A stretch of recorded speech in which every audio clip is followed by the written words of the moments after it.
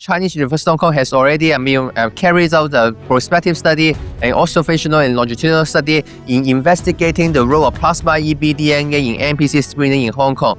Altogether, actually more than 20,000 people, healthy individuals, were recruited, between 2012 and 2016. The use of plasma EBV DNA can really detect early stage NPC, particularly stage 1 and stage 2. And of course, as you know, when these so-called healthy individuals were screened positive with NPC, their stage, as I said, is much earlier, and definitely the progression-free survival is more superior when compared to those who were just diagnosed because of the symptom presentation.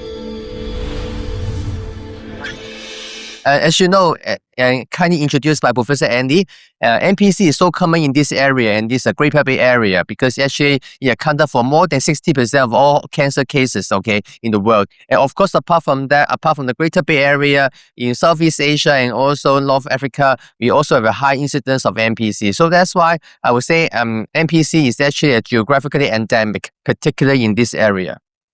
And as you know, the undifferentiated type of NPC is highly associated with Epstein-Barr virus, EBV. So actually the abnormal one, as you can see highlighted by the so-called the red box, is highly repeatable.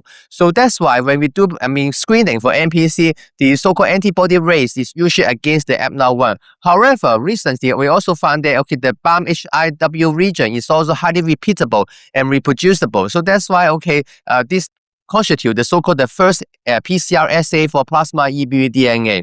And actually we discovered plasma EBV DNA since almost 30 years ago in 1998.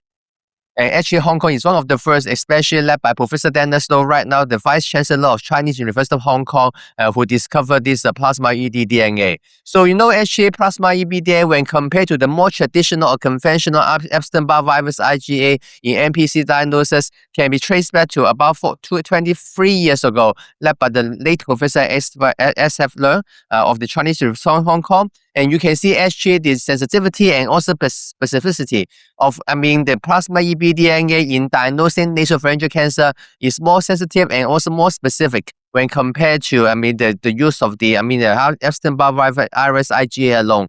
But however, you can still see that actually the sensitivity as well as the specificity for detecting stage 1 NPC is still not too good because as you can see, the use of the plasma EBV may miss up to about 20% of the stage 1 NPC. This may not be the fault of the plasma EBV DNA because this stage 1 tumor is usually very early stage. They may the cancer cells may not have the capability or capacity to produce the plasma EBV DNA in the blood. So that's why no matter how much blood is drawn from the patient's body, it may not be able to detect the very early stage NPC. Particularly when the so-called the EBV, is not so, capable of producing the circular tumor DNA in the blood. So as you can see, also, when we compare the plasma EBV DNA as well as the to the so-called the IgA, again, if you really combine the both together, definitely you can improve the sensitivity and also specificity. So some almost 10 years ago, Chinese University of Hong Kong has already carried out a prospective study and observational and longitudinal study in investigating the role of plasma EBV DNA in NPC screening in Hong Kong. Altogether, actually more than 20,000 people, healthy individuals, were recruited, between 2012 and 2016.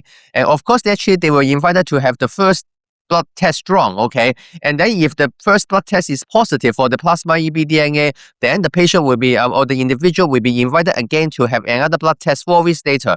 If this the repeated blood test 4 weeks later is still positive, then the patient will be subject to further investigation, for example, nasal endoscopy and biopsy, and also the MRI of the primary tumor as well as the neck. So out of this 20,000 healthy population screened, 34 males were screened positive by the plasma EBV DNA, and then another 1 male have NPC but negative plasma EBV DNA at the time of screening. So you can see when compared to the historical cohort, the use of plasma EBV DNA can really detect early stage NPC, particularly stage 1 and stage 2. And of course, as you know, when these so-called healthy individuals were screened positive with NPC, their stage, as I said, is much earlier, and definitely the progression-free survival is more superior when compared to those who were just diagnosed because of the symptom presentation. So you can see, okay, as highlighted by the so-called red box, you can see, the sensitivity is 97.1%, specificity 98.6%. Positive predictive value, I would say a bit low because there are some false positive patients. For example, for those patients who were recently infected with the Epstein-Barr virus, definitely the plasma EBV DNA may be transiently high. And then, of course, however, at the same time, there are some other confounding factors which may cause the so-called false positive result. For example, the ambient temperature. Usually, okay, when the blood was shed in the winter period, that means the colder seasons. Okay, the plasma EBV titer was higher because of the recent Epstein-Barr virus infection, as you can see in this picture. All right. However, we also found that actually, as I said, okay, the specificity and sensitivity can be only as high as about 96% or 95%. So, if we screen the so-called, BAM HIW region, it may not be so accurate. So, Professor Dennis Low group later on, okay, and 2 years later, also found that for those patients with NPC, they usually have a shorter DNA fragments when compared to the autosomal DNA in the healthy population, as you can see from this graph. So, fragmentomics may become another, good options, okay, to try to just, sequence the very short fragments, okay, what we call the targeted sequencing of that particular segment, so that this patient, will be more accurately screened. As you can see, published in the paper in PNAS, 2018, you can see when we just do the so-called PCR-based, okay, plasma DNA, sometimes we cannot differentiate whether this is really NPC or those patients who are transiently infected with the Epstein-Barr virus. However, when you do the NGS-based sequencing, okay, what we call targeted sequencing, you can see patients on the right-hand side who have NPC definitely has a so-called, a higher proportion of the so-called short segment Epstein-Barr virus. So NGS-based, the sequencing for the plasma DNA definitely is more sensitive and specific when compared to the PCR-based. Of course, at the expense of more, courses to be put, to be used to screen the test, to perform the screening. And as I said, okay, NPC patient usually has a smaller EBV DNA size ratio and larger quantities of the plasma EBV DNA, as you can see highlighted by the so-called red circle, when compared to the general population who are just transiently infected with the NPC, with the Epstein-Barr virus. So NGS-based, the method can improve the positive predictive value from the 11% that I showed you in the New England Journal of Medicine paper in 2017 up to about 20%, okay, when we perform the NGS-based screening. And as you know, okay, later on, the Chinese University of Hong Kong has performed another follow-up study published in the New England Journal of Medicine 4 years later. And it is actually for those, who were transiently elevated with the plasma DNA, and these so-called healthy individuals were invited again to another plasma EBA testing and to detect or to predict the risk of future NPC. As you can see, for those 20,000 healthy individuals who were repeatedly invited again to have the NPC screening again, that for those patients who were transiently elevated in the first run of the test, these patients also have a higher risk of having NPC in the future. As you can see, the relative risk was about 4.4% for those patients who were really transient positive, and actually the recurrence, the relative risk can be as high as 17 or 16.8 for those patients who have the persistently elevated NPC. So that means even if a patient or a healthy individual is transiently positive for the Epstein-Barr virus, we cannot just neglect them. We have to follow up them longitudinally, at least to see whether or not these patients have an increased chance of NPC when compared to those who really do not have any plasma EBV DNA elevation in the past. And of course, these patients actually, when we screen positive with NPC later on, okay, they still have a higher progression-free survival when compared to those who were just diagnosed because of the symptom presentation. So, apart from that, as I said, okay, the BAM HIW region is the so-called highly repeatable region and is usually used, okay, to raise antibody. However, there may be some other antibody that we can use to screen NPC, and this one actually against the BNLF2B is another potentially good, antibody to screen NPC. This paper was published by Minfen Li in Zhongshan, in this Greater Bay Area in the New England Journal of Medicine. Actually, they also recruited more than 25,000 population. So you can see actually they have screened a lot of epitope and also antibody, and they found that the BNLF2B is the most accurate one among the others. So that's why in the so-called prospective study, they invited the individuals in the Zhongshan area and then invited them to donate the blood for the presentation of the presence of the BNLF2B. So you can see altogether they have, recruited 25,000 population, and then this patient eventually, this healthy individual eventually, actually about 44 patients were diagnosed with NPC. So you can see, okay, when compared to the other so-called the more traditional antibody, for example, VCA, IgA, you can see actually the so-called the BNL2B can really detect early stage NPC much more accurately, and the positive predictive value can improve from 10% to about 44.6%. So this antibody may be, okay, complementary to the plasma EBV DNA in NPC screening. But of course, this is the only paper that uses the so-called the BNLF2B as the only antibody to screen NPC. We definitely need to compare with other methods, especially the targeted sequencing of the plasma EBV DNA. And you can see actually, 3 years ago, the Chinese University of Hong Kong, together with our university, have drafted so-called this algorithm in screening NPC. So after ruling out some high-risk factor, if the high-risk factors are present, they usually are, they will be usually invited, okay, to donate the blood for the first of all the traditional antibody, for example, ECA, IgA, and then if it's really positive, then definitely we can ask this patient to have the so-called the PCR-based or even the NGS-based testing. And of course, subsequently, if this is positive, these healthy individuals will be subject to more sophisticated investigation, for example, MRI and also endoscopic examination to diagnose NPC. Okay, so however, we always talk about if we want to perform massive screening or territory-wide screening, we have to take into account the cost effectiveness of NPC. Okay, right now, okay, the PCR-based, the test in terms of US dollars may be just about $50 US. For the NGS-based, so-called the targeted sequencing or plasma EBV DNA, it may be about $150 US per test. So that may not be so cost-effective. And of course, if we just go ahead with the endoscopic screening, that will be $1,000 US, okay, per investigation.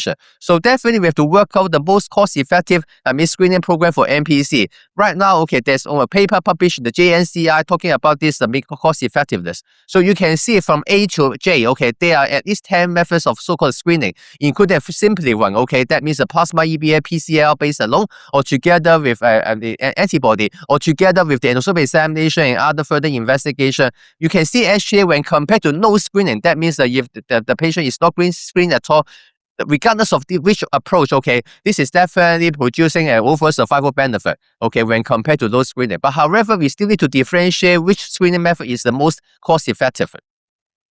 So you can see, okay, this is actually the so-called well analysis, okay, including more than 180 studies, conducted in the so-called highly endemic area, including this area and also Southeast Asia, etc. So you can see actually this is the so-called the table showing the cost per test as highlighted by the red box.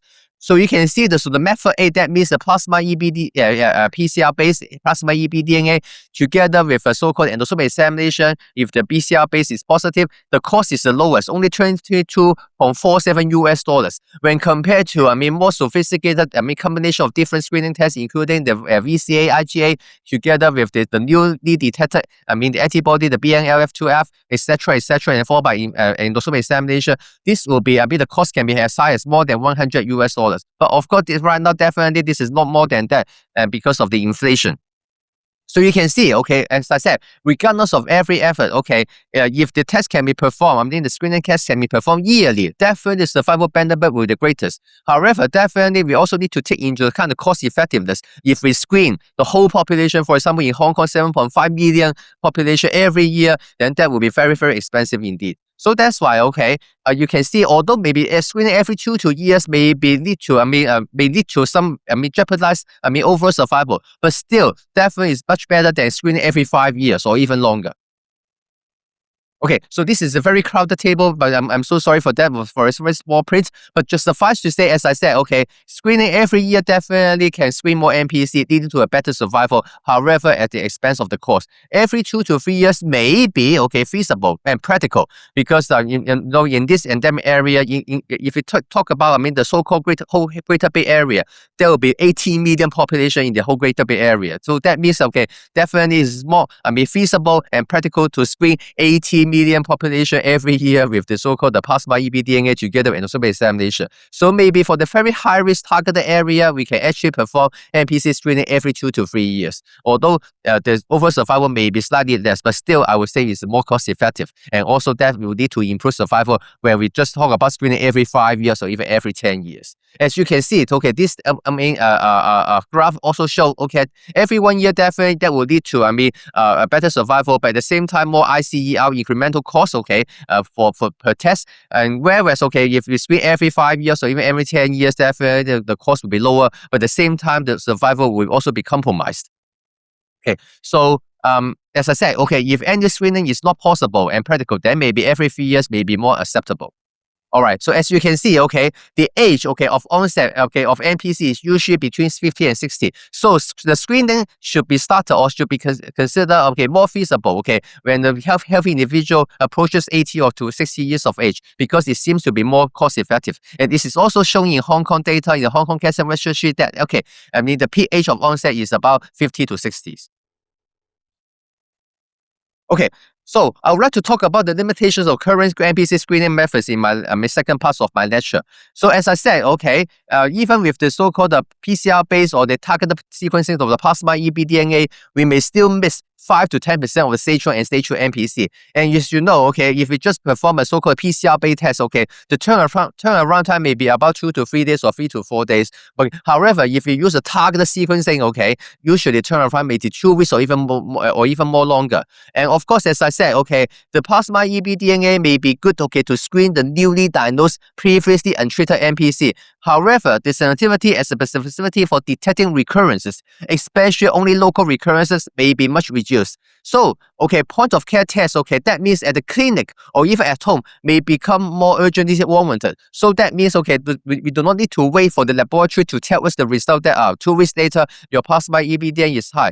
If a point of care test can be developed, okay, that means the patient can just go to the family clinic to have the NPC screening, or even at home. Right now, we have been getting used to perform the rapid antigen test for the COVID SARS-CoV-2 virus at home. So if a test is really available to be conducted at home, then definitely this will be more cost effective. And of course, the patient will be prompted to more, early investigation to rule NPC, and of course, more earlier treatment, and definitely more better overall survival. So this is actually our recent discovery in our department. Okay, we have really identified a set of biomarkers which highly correlate with the NPC diagnosis. And all these patients, more than 100 patients, has been followed for more than 4 years. So our so-called the biomarker discovery, okay, not just the so-called, as I said, the plasma EBV DNA, but actually the so-called biomarker based on the tumor cell itself, okay, can really highly correlate with the diagnosis of NPC.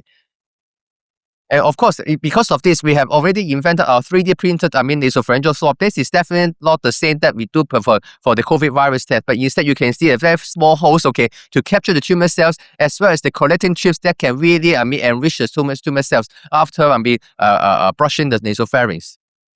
And you can see this is actually the so-called high definition image, and actually the illusion efficiency is much higher when compared to the traditional polyether swab.